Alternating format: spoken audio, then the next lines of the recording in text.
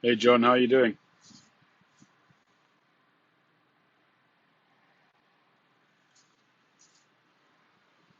Well, I'm currently sitting in the gridlock. There's been an accident further up, and hi Curmudgeon, hi Matt. Journey, which is supposed to take me about 20 minutes at the moment, is showing over an hour, and we haven't moved in the last 10 minutes. So I thought I'd say hi. Not the best day for me to be stuck in a gridlock. I'm completely exhausted. Uh, Pretty much didn't get any sleep last night. My daughter was not very well. Had to take her into hospital, but thankfully she's doing fine at the moment. I need a motorcycle. Yeah, I've seen quite a few of them zipping past. Hi, Tim.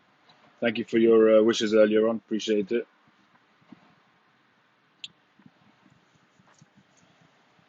Yeah, so it's been a bit of a rough journey so far.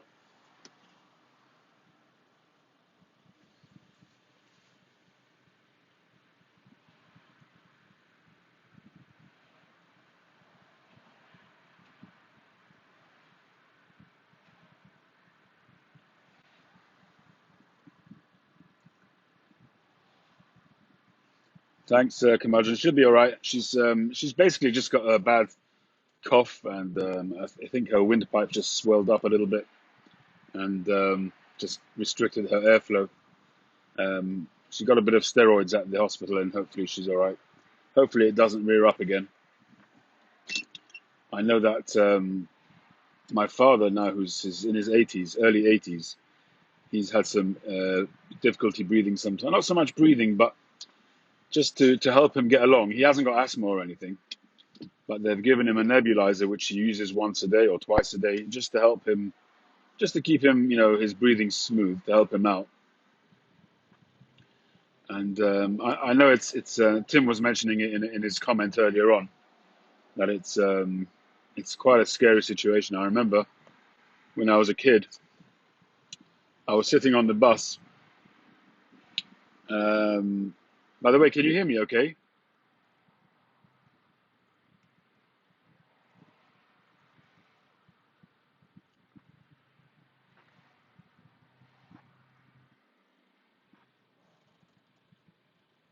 am I coming through clearly?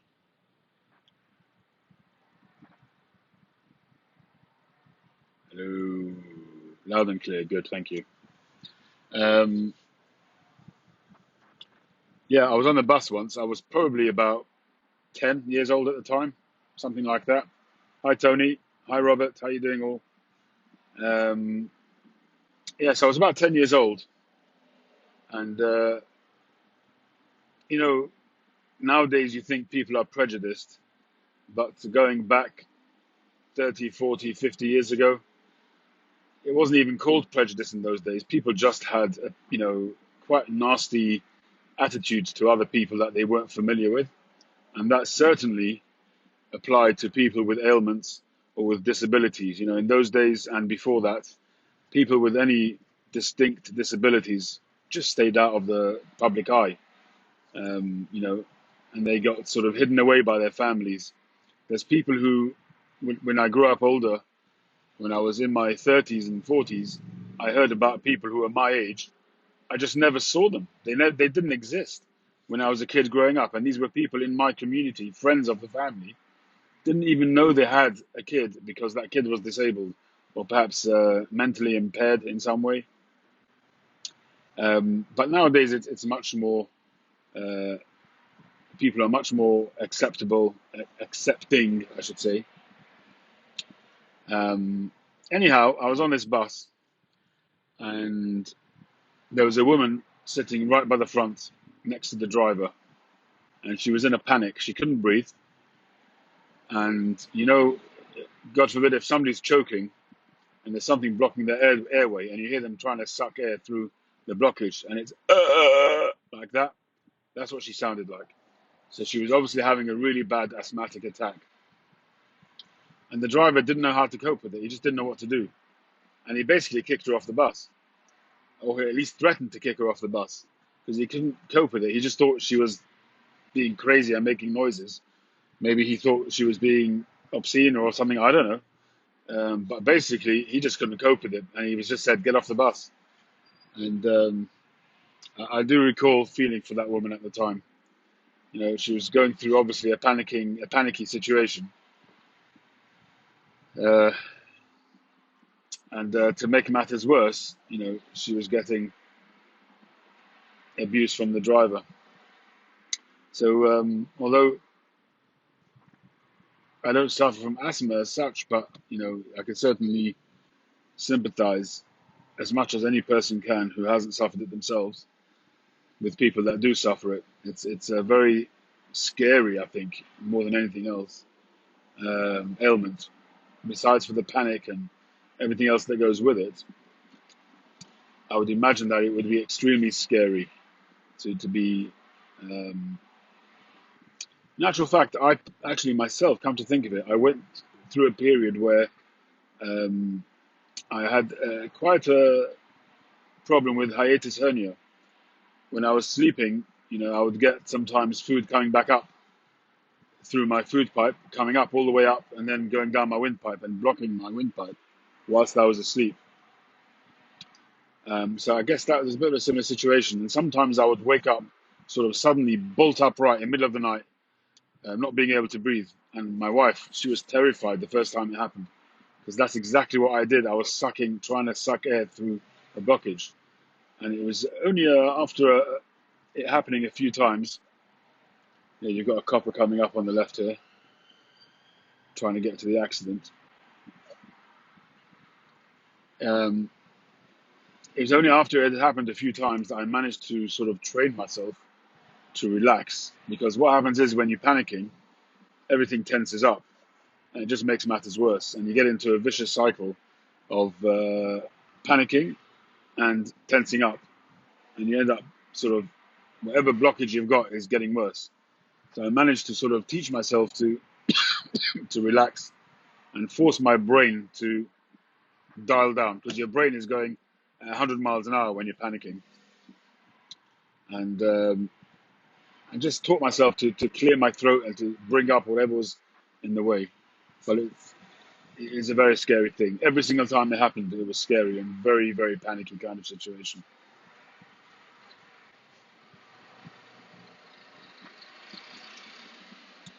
Yeah, sunset is very early at the moment. Yeah, it's 4:35 and getting dark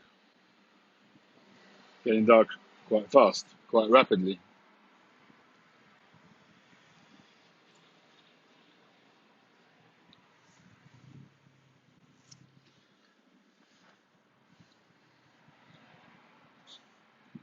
How's that sledgehammer smoking, Tim? The Tinsky sledgehammer.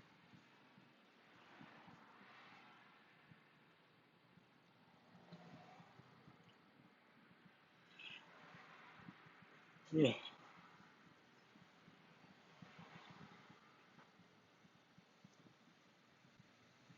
All the best, John. No worries. I don't know how long I'll be on for. Once I clear the traffic, I'll go off.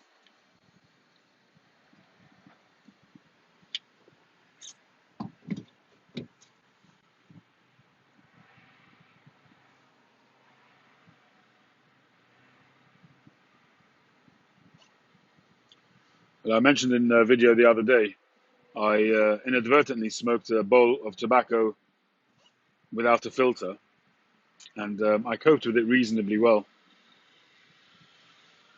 I smoked HU dock worker in my LCS Rhodesian, and it tasted really off in the beginning, and I couldn't understand why.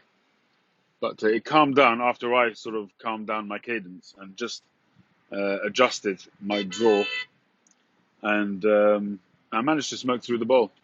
I only realized afterwards that it was I hadn't put a filter in.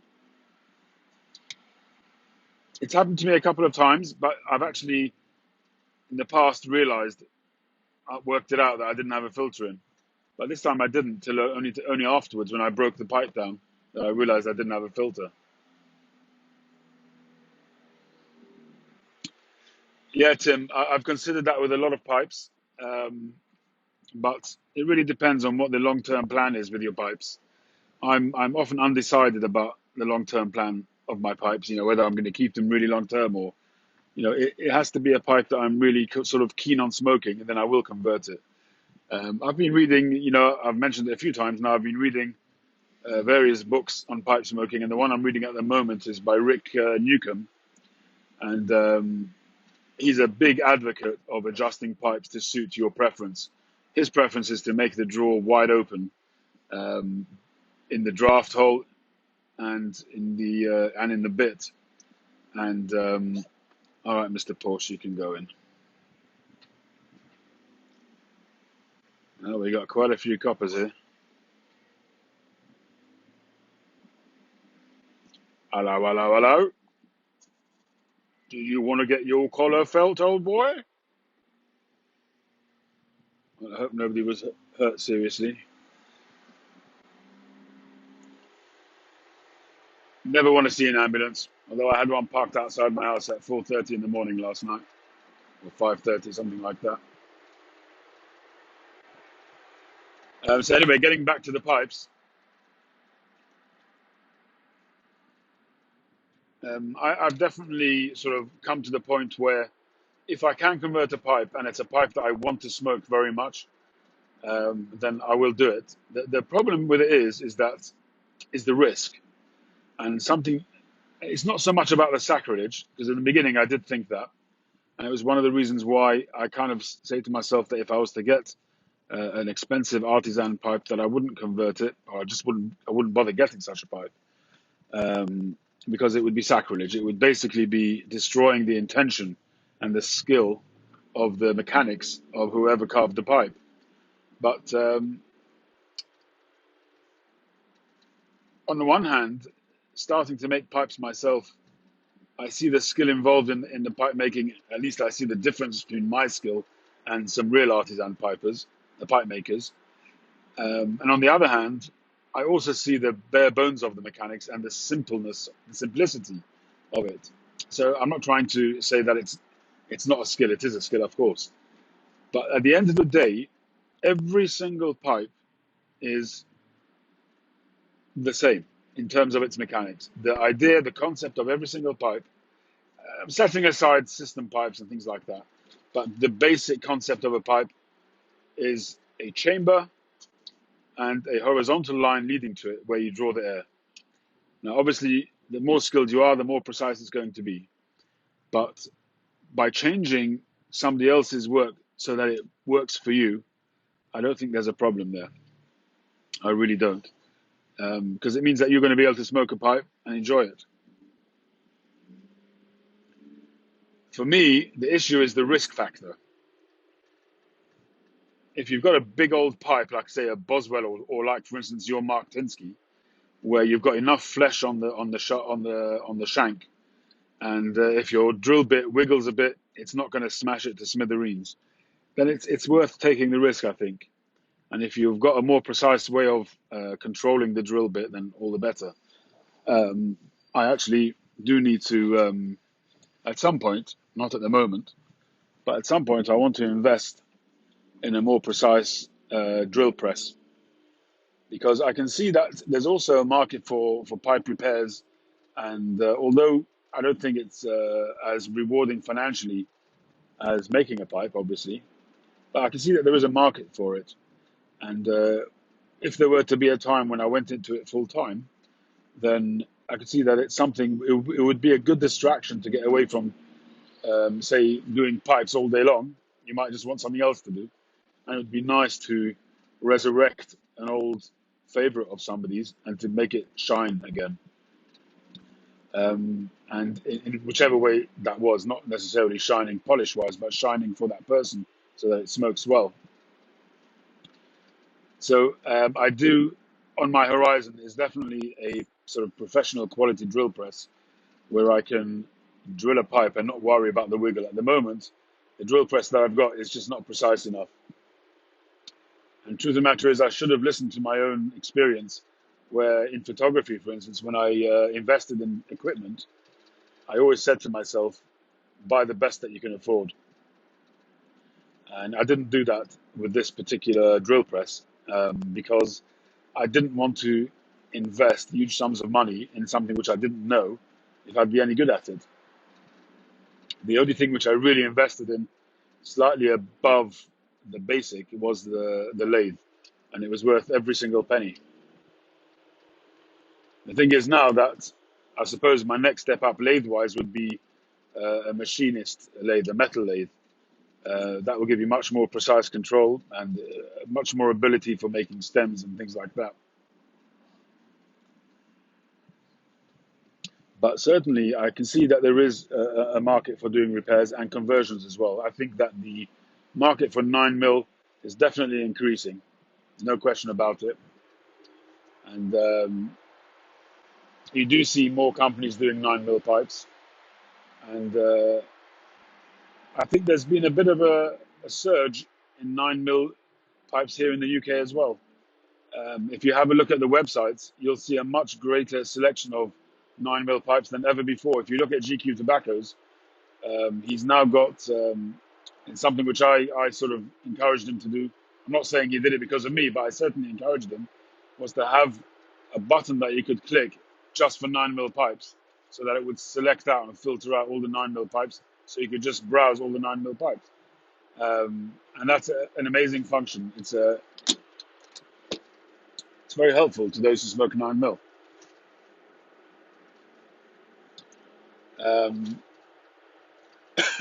and that's one of the reasons, Tim, why I've kind of focused on 9mm myself, because ultimately I want to make pipes which the drive behind my pipes has got to be my own taste, ultimately. And obviously you make diverse range of pipes and shapes and things like that, but I think that I'll probably always really have a soft spot for making 9mm pipes, because when I moved over to 9mm, I found there to be quite a dearth in 9mm pipes. And although you could buy plenty 9mm pipes in the 20, 30, 40, the Molinas and the Dr. Broggs or Mr. Broggs, whatever they're called, you could buy plenty of pipes like that in 9mm. When you tried to go up a grade or two, there just weren't enough pipes to choose from. And there's only a handful of artisan pipe makers that make 9mm, and even then it's only the odd one or two. So for instance, Kai Nielsen, Danish pipe maker, he makes 9mm pipes, more than others that I've seen. But that's where it's out of my bracket. You're talking about 500-600 pound pipes, 500-600 euro pipes. That's not the kind of money that I would spend on a pipe, but in the, say, between 100 and 200 pound mark, there's not that much. I mean, Nirup was one company which they do a good selection of 9mm. Winslow does a good selection of 9mm, and Stanwell, talking too much, my throat's getting a bit hoarse. Stanwell does 9mm. So I guess there is a fair selection. Interestingly, there's no Nirups on the Danish pipe shop anymore.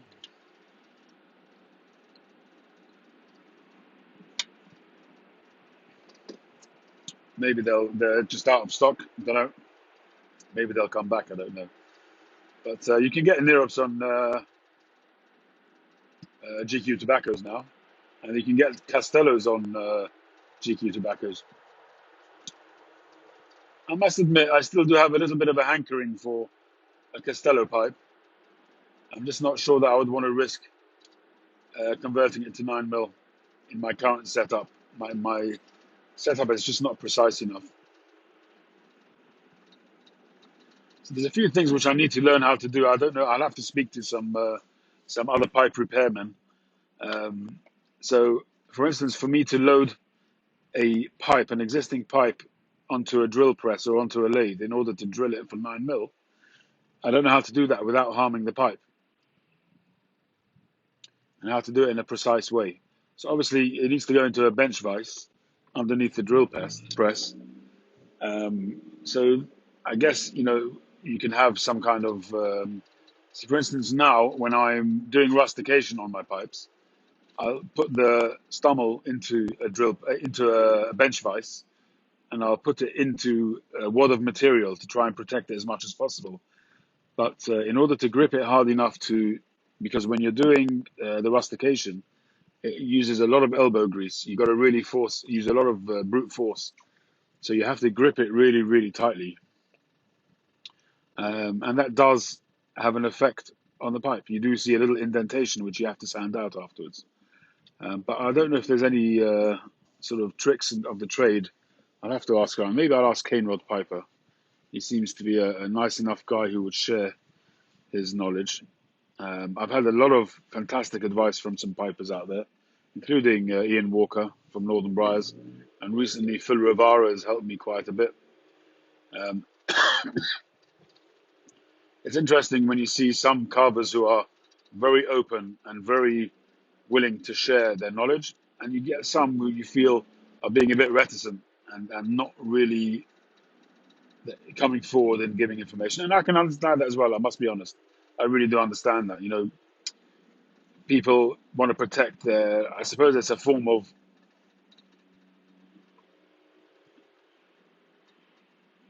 protecting their copyright.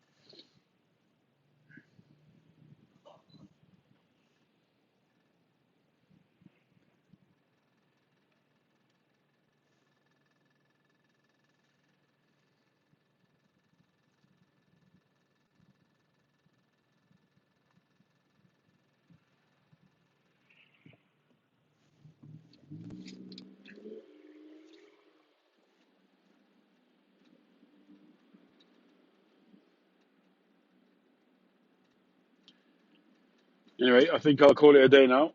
Thanks very much, everybody, for joining. Enjoy the rest of your week. I'm sure I'll see you before long. Thanks for keeping me company on my traffic jam, and I will catch you on the next one.